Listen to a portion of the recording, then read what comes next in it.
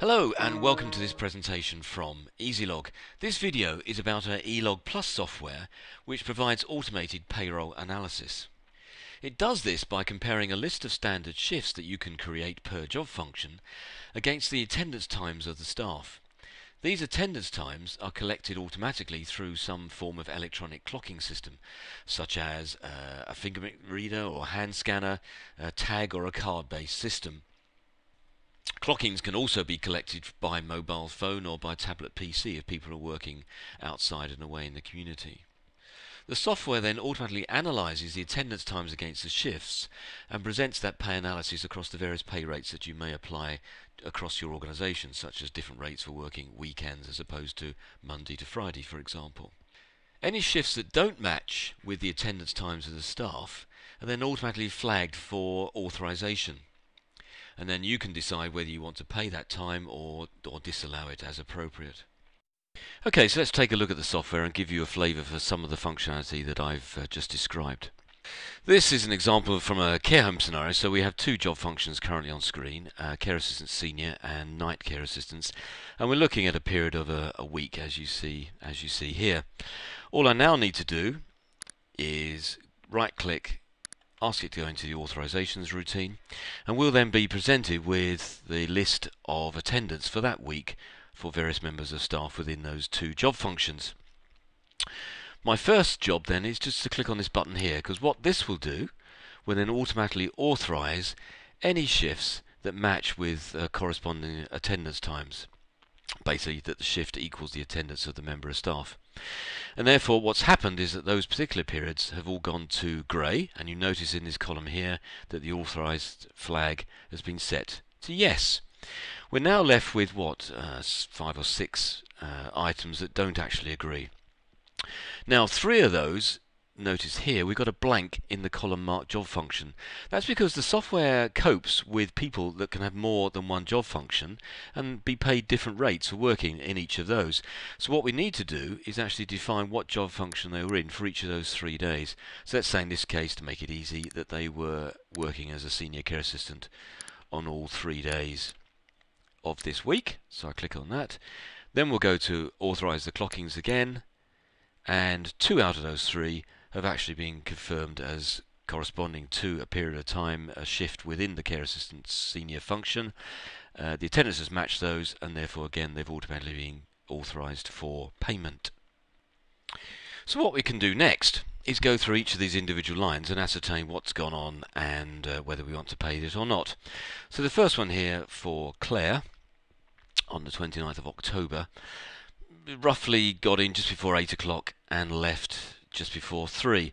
Now the reason this has come through as needing authorization, because that doesn't match with any standard shift. So it's down to whether we wish to pay that extra time or not, because the normal shift there will be an 8 till 2. What we have here is then 3 buttons where you can pay to shift, so we can therefore select a shift time that we wish to pay to, which may obviously be more or less than the actual times of attendance that you see here. We can pay to clock, which means it will pay to the exact minute, or we can pay to band, which will round it up or down within the quarter of an hour of the slot that the clockings actually appear in. So let's click on pay to band and you'll see then what happens. So those hours have been rounded from 7:56, that's been rounded up to 8 o'clock, and leaving just before 3 o'clock has been rounded up back to 2:45. You see now it's gone to grey.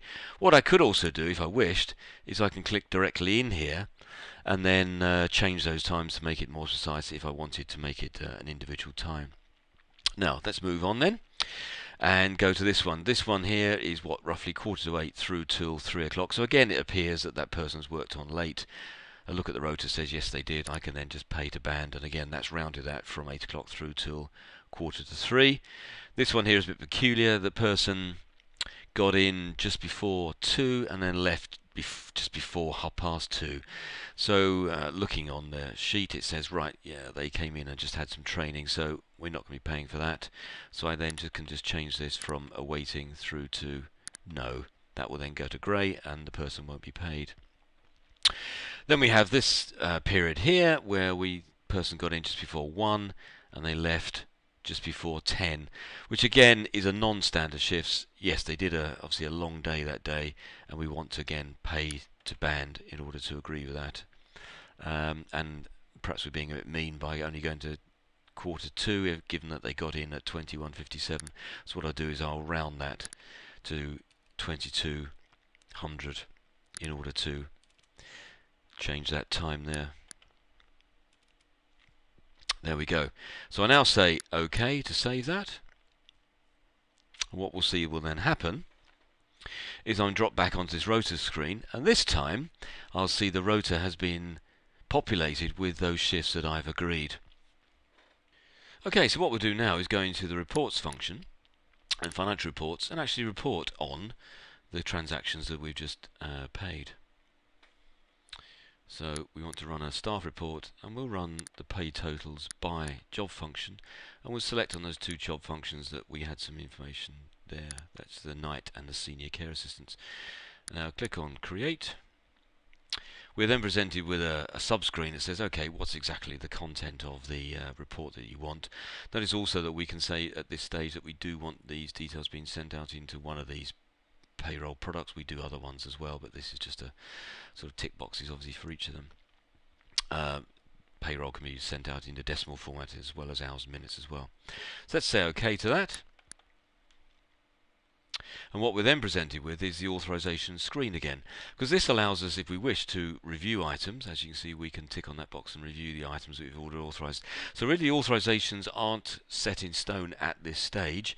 You can review them and rework them if you realize you've made mistakes. But the reason this is being presented, obviously, is because we are running a payroll report, and therefore it may be useful for you to be able to review items at this stage, because that may affect the actual pay output that you're about to run. So let's click on OK and see the report being generated. Okay, a few things to note about this report. One is that as we've run it by job function, the software has the ability for you to define a budget per job function. And therefore what we have here are the total of the hours to be paid within each job function, the budgetary total that you've set, and then a variance against that. And you see that happens for both the night care assistants and the senior care assistants. Then what the report consists of is a series of columns running across here, confirming various items, any breaks, because the system copes with unpaid breaks as well, that can be automatically deducted from the time of attendance, holiday, maternity, sick and training absenteeism. And then finally we get through at the end here to the actual hours that we're going to be paying at the various pay rates. So you can see we have a night rate, obviously for the night staff, which is obviously paid at a different level to the day rate for the day staff here, all being totalized. Now from here, basis of all reports within the easyLog software is to present as much information as possible, but then give you a report generator which allows you to trim that down and make that wholly relevant for your particular needs at that time.